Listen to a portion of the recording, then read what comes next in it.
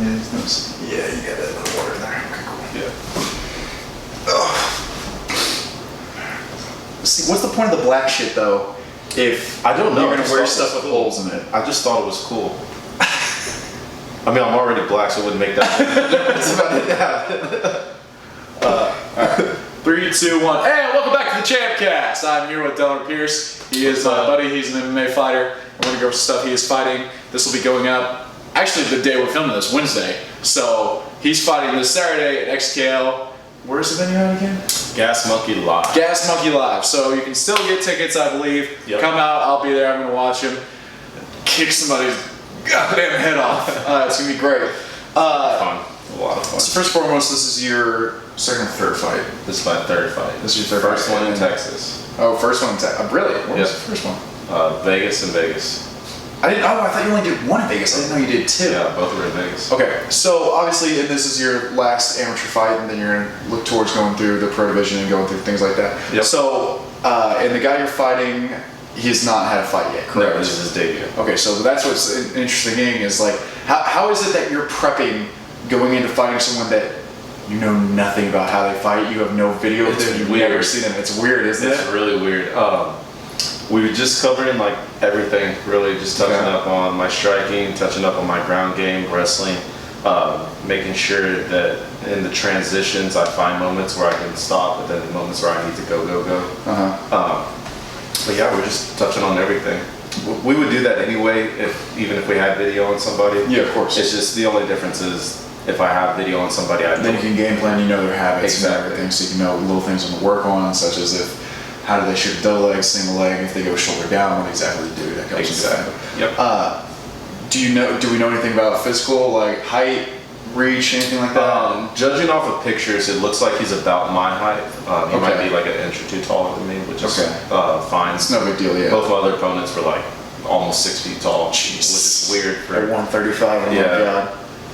Yeah, especially my last one because it was a catch at 130. Yeah, oh yeah. So seeing him, like, I don't know how he makes it to 125. Oh, he fought at 125? Yeah, he fights at 125 and we met at 130. Good God, that's insane being 6 foot. Yeah. I don't see how that's possible. Yeah, I don't know. So what in this, obviously, so you've gone through 3 camps. Yes. Well, this is your 3rd camp now. Is there anything specifically different on doing this that maybe you've noticed from your last 2 fights that specifically you're working on to better on you besides just all your overall game? We paid a lot more attention to setting up takedowns. Okay. I'm pretty comfortable on my feet. I'm comfortable on my ground too. But the transition is something that that I needed to blend better. I need to mix my punches in where I can, close the distance and then taking them down. Fat Chow, he's been helping me a lot with that. What? Fat Chow. His name's Fat? Fat Chow. That's amazing. I love that. Yeah, he's badass. Yeah, he was there the other day. That was that guy. Okay. Yeah. I was wondering when his name was that guy. And you could I met him and I was like, hey, you fight. Yeah. You just know. Yeah, you could tell with him. Oh yeah. So obviously, how has the prep for this been? Has it been easy? Have you dealt? Well, I know, but tell people. Actually, no. Let's not talk about that part. Never mind. Have you had anything? Has it been a struggle in between work and what you're doing now, or has it been pretty smooth sailing? It's been pretty smooth right now. I really didn't know what to expect with this one, being at home. Because both the other ones in Vegas, so I had to manage my weight, get on the plane, and deal with jet lag, which would take some water. Yeah, jet lag. Yeah. Man, it almost like stops your weight cut for a second. It does. Yeah, because it makes you retain water. Yeah. Not having to deal with any of that, I feel like this is going to be smooth and easy. It's smooth and easy right now. One more workout session tonight. I might do a light run. Might hit the bag a little bit tomorrow. Get in the sauna early Friday morning. Weigh in. That's right. Where are you going to be doing sauna at? Actually, one of my teammates, his sauna that he has is like housing complex. Oh, that's. Yeah, I actually just went over there. Sloan Street, get a sauna. I need one, please. That's cool. What is the game plan? Of course, not asking you to look past your opponent. What is the game plan for after this, though, going forward? Because you will be taking your first pro fight. What exactly do you think? Let's say you go a full 3 rounds with this guy. It goes to decision. You win. you don't take too much damage, we go forward, what exactly is next in your head? A lot of personal training with Chris. Okay. Chris and Fat.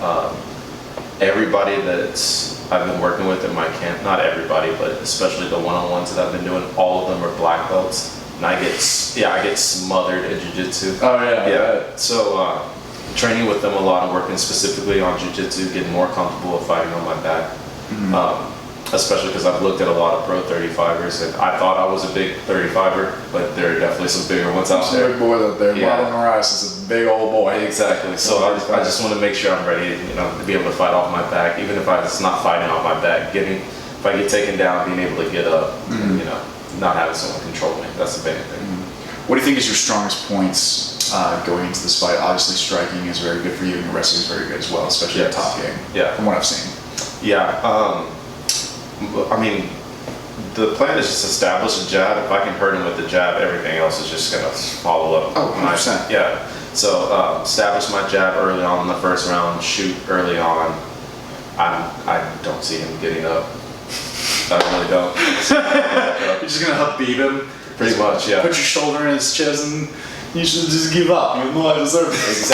Exactly. Throw in a Russian accent just to fuck with him. That would be amazing. Yeah, I might throw a few kicks in there before I shoot, but we talked about shooting pretty early. As long as I can establish my stand-up first, because we're expecting him to expect me to shoot pretty early. Watch out for crazy shit, like I don't want to get Ben Askren. No offense, man. Dude, I would be so upset. I'll jump over the cage if you get knocked out and start beating the shit out of people. I'm just kidding. I won't do that. But I hope I don't wake No, up. that won't happen though. No. I know that won't, and I'm very confident in you. I know you're gonna do well. Yeah. So obviously, we have met each other because we work together now outside the Box Club in McKinney. Yep. Yeah, shout out. What's up, Justine? Please don't get mad at me because I'm using bad words. She would be saying fuck shit ass right next to us with no problem, whatever. How is it that you've seen incorporating that you get to be teaching boxing, kickboxing, MMA, even though it's in a fitness-based environment versus an actual technique-based environment? Have you seen that that's benefited you in this way? Obviously, it's benefited that people are coming to watch you fight. You sold all your tickets very quickly. Yes. Prick. I'm getting from you. But you sold all your tickets very quickly. You've seen a pretty solid support system from where you're at. Oh, for sure. Have you seen that it's benefited you in the long run? Definitely. So before I was working security at a restaurant in Shops of Legacy, so I wasn't getting off work until like 3, 4 o'clock in the morning. Yeah, not good for trying to maintain. Now you go to training work at 4 o'clock in the morning. Exactly. But that's okay. Early rise is okay, but I don't want to be up late, especially in that environment. Yeah. This is a whole lot better, and I like to do a lot of my cardio out of there too. At the title. And it helps me, like, I don't know. I feel like it's comfortable for me to mentally separate my training for my skills to get better Versus and then your my own cardio. Strength and conditioning, cardiovascular. Exactly. I agree 100%. Yeah. And I think a lot of people should have 2 gyms for that and or 2 separate coaching staffs for Yes. that. Yeah. Obviously, since I'm doing your diet for this week. Yeah. Lost a pound and a half in a day. One day. Call me, people. One day Call me. before I even worked out. Call me. Here's a big tip that he and I talked about, and I want to talk to him about if any fighter is watching this right now. You should never be cutting, in my opinion, to be healthy, you should never be cutting more than 5 pounds of water. Get to as low as body fat as you can, and then you should be cutting at most 5 to 8 pounds of water, and that is it. Do not do any more than that. Your brain is 80% water. If you start dehydrating yourself, you're more susceptible to getting knocked out, you're more susceptible to fatigue, and you're more susceptible to just being sloppy because your brain will not be working properly. Being in the sauna trying to cut close to 10 pounds of water. Horrible. I did it for my last one when I went down to 130, and I will not do that again. Nope. I will have to have like a 6-figure check before I do that. No, you're just not going to do that. You're going to talk to Travis, and Travis will be like, hey, no, I'm doing that. 6 figures in my dude. My big belt. God. Well, I could probably get you there, but it would just be a struggle. Yeah. But yeah, so have you brought in any kind of training partners that they're doing anything specific? Or have you just been looking for people your height and size, or what exactly has it been? So I try to, when it gets closer to the fight, in the beginning of camp, I like to train with whoever as long as they're not going crazy hard. So because a lot of my teammates and training partners are a lot bigger than me. But when it gets closer to the fight, I like to keep it people around my size. Okay. Lucas Brennan, who's actually fighting today before me. Shout out Luke. He's fighting, making his pro debut in Bellator. Bellator, correct? Yeah. He's one of my main training partners. We just mix together so well because his ground game is unfucking real, and my stand up is just, it makes us perfect training partners. You basically contrast very well because your stand up's ridiculous. Yes, and it's like we do this back and forth thing where, you know, one day he'll get the best of me, and then the next day, you know, I'll do something that, you know, I shouldn't be able to do against a black belt, and the next day he shuts it right back down. So it just goes back and forth. He's like, all right, you got it that one time, it's not gonna happen again. Yeah. Well, that's the great thing, which is iron sharpens iron, and especially you see two sides of the things that you see that, especially with how your technique is. I can see that, especially helping with a wrestler jiu-jitsu guy. Yeah. Y'all definitely sharpen each other a lot. Yep. What exactly, out of curiosity, this is a general question I've had for you, and I just haven't asked you yet. You got great legs. No. You got great powerful. You got fucking horse legs. You can't see it in his jeans right now. Dude's got horse legs. It's kind of ridiculous. Are you doing anything specific-wise, strength-wise, to build yourself for this fight, or is it just mostly training you're getting out of your camp, and it's mostly plyometrics and different kinds of workouts like that? Lots of plyometrics. Okay. I do quite a bit of bleachers early in the camp. Okay. As soon as I get word of a fight, to get me like mentally ready and like really to just put me through the hardest thing. And I think bleachers are the hardest thing. I agree. At least the way that I do them. And thank you, Fat, for running me through that about a year ago. He took me through some bleacher training, and it was just, I was dying. I was dying. I've gotten better at it now, but it still kills me. Oh yeah. Yeah, and then mentally just like gets me set on the track. Yeah. Fat, I love your name is Fat.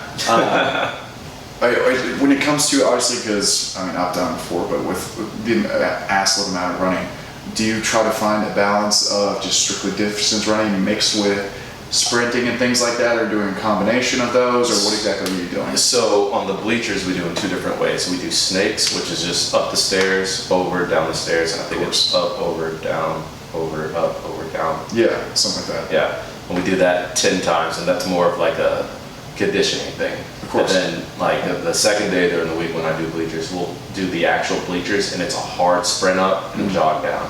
A hard sprint up and jog down.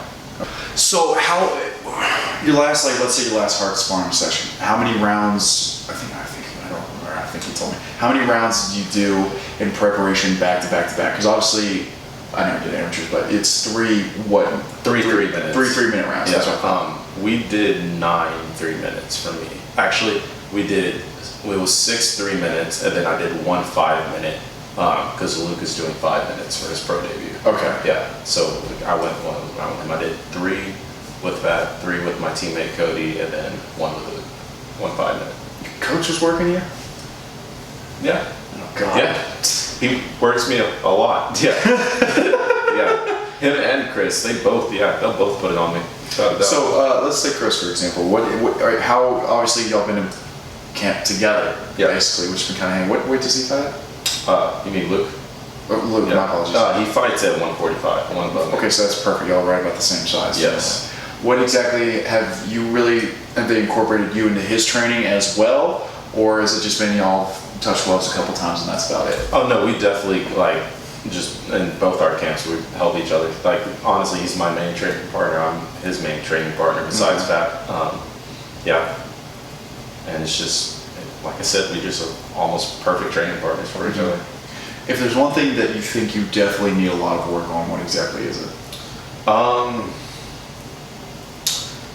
So that's kind of automatically I want to say just jiu-jitsu in general, but that's a hard question to answer because most of the time I'm rolling with Luke or Chris or Fat. Well, and plus you have a very humble mentality, so you're like me in that it's like, while we may be good at something, you and I are both people that are like, it could be better though. Yeah, it's just always like that's like even always in my striking, people always give me lots of compliments on my striking, but I feel like I can see more holes in my striking, and it might just be because I have more of a striker's mentality than I do in jiu-jitsu. Besides me just getting like creamed all the time in training. Well, especially when you're going up with higher level guys, because y'all give me shit at title talking about how hard my kicks are, and I was like, it could be harder because all my training partners have ever been just, especially back when I was doing everything, I was walking around 170, fighting 155, like I was basically going against the heavyweights because that's the only people that are 6'2" or around my height. Yeah, you should spar with Julian sometime. God, no. Jesus. That gigantic man. I do not understand how he moves the way he does. I'll have to get Julian on here so y'all can see him too. The dude's 6'7". He's huge. what? I've sparred with him. Are you about to say you sparred with him? I did spar with him one time, yeah. You were the size of his leg. I know. It was... How did that go? Difficult. To put it in one word. Would he tone it down to like 25%? If he did, I would hate to see 100%. Because Jesus. Yeah. Like checking like a body kick, it would have to be like both arms up and a leg up, and I would still almost get flying off my feet. Now you just did a recent interview, did you not? Yeah, so with Texas MMA Roundup, I believe is what it's called, and they just support a lot of fighters out of Texas. Okay. So what's interesting too is obviously because a lot of people may not realize this, part of MMA is promoting yourself, it's having people promote you, but it's also doing interviews. It's whether or not people want to believe it, it's talking shit. It's being able to talk shit. It is. Is this something on the mentality of promoting yourself and on learning different tactics in the way you talk, to whether it's your opponent or to interviewers? Is that something you're practicing and working on as well? Because you're very natural at it so far, but it may just be because you're comfortable with me. I don't know. It's probably, yeah, because my one with Texas MMA Roundup, I was definitely pretty nervous for it. I was pretty nervous. But no, I don't know. I'm comfortable talking to people. I'm not a very outspoken person. Like usually people have to talk to me first, but I have no problem talking. Yeah. Because you're super chill. Yeah. Not a whole lot of stuff bothers me. That's right. Well, don't worry. One day I'm gonna work on the feet Delmer lines, and he's gonna Ric Flair the shit out of it. You're just like, you're talking to the Rolex square. That's gonna be Delmer. I'm gonna have him doing that. That's gonna be fun. I highly doubt that. No, we will. We'll get you in the UFC. We'll have you talking like Ben Askren and Jill Son, and it'll be great. God. Jesus. I don't know about that. I'll probably do, when it comes to it, I'll probably do some talking inside the cage. Yeah, of course. Yeah, but that's your best option. Yeah. I like to stay quiet for the most part. I let people run their mouth, and then it's like, hey, here's my shit into the side of your temple. Exactly. Yeah. When they're almost out, then I'll whisper some stuff in their ear. So, what's your obviously? Well, we don't have an accurate. You already told me, but I want them to know. What's your weight at right now? Today's Wednesday. He weighs in on Friday. Fights on Saturday. What's your weight at right now? So I'm 7 pounds off, which is 142. Okay. And where were you at the start of this week? What was I on Monday? I want to say 47 and a half. Okay, so we're about 5 pounds down. Yeah. So we're 7 pounds off. And that's when did you weigh yourself today? In the morning. Did you even do anything? Nope. Okay. I had water. Okay, so that's right. Well, even with water can drop the weight scale a little bit. So we're getting close. What exactly? So obviously, we can give details because I can actually help with this because you're working with me. Basically, you just reduce your macros a lot. Displaced where you have carbohydrates, things like that, complex carbs, complex sugars, move those a little bit up in the morning so we cut you off and basically put you in a ketosis state in the evening. Yep. That being said, day of weigh-in, what is your process looking like? What immediately do you do after you weigh in typically?